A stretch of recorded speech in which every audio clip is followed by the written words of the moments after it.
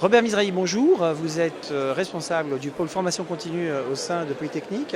Parmi les formations proposées en exécutive, il y a le Master Leading International Technology Business. Alors, à quel métier préparez-vous? Alors, nous préparons typiquement à des métiers de management pour des ingénieurs qui ont fait un début de carrière réussi dans le domaine technique, et qui souhaitent faire un gap de carrière et prendre des postes de responsabilité accélérés dans le monde technologique. Alors, cette formation se déroule sous quelle forme? C'est un part-time qui se déroule pendant environ 14 mois. Donc un part-time, c'est-à-dire un vendredi, un samedi, quelques semaines bloquées, en France et à l'international.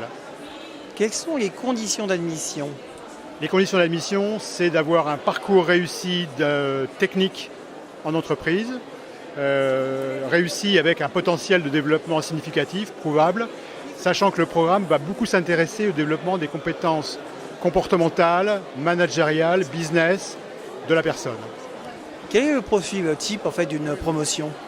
C'est une promotion qui va être basée, bien sûr, ce sont des ingénieurs essentiellement, quasi exclusivement, et des gens, comme je le disais, qui ont des compétences relationnelles fortes, qui vont leur permettre de prendre de l'ampleur, de prendre du leadership dans leur future carrière.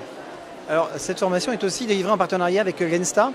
Alors, l'ENSTA est partenaire de ce master, effectivement, dans la mesure où on confie à l'ENSTA une partie du programme, et qui est notamment la partie sur le management technologique, le management des projets technologiques et des ressources technologiques de l'entreprise.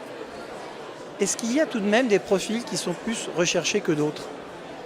Ce seront des profils, oui, ce seront des profils qui auront, comme je le disais tout à l'heure, des qualités relationnelles et de compréhension du monde du monde rapide, vif, changeant dans lequel on opère, qui ont cette capacité à passer au-delà d'une vision technique et d'intégrer la technique dans une vision business d'ensemble. Alors, dernière question, votre master porte un nom anglo-saxon, et c'est-à-dire qu'il y a des cours en anglais?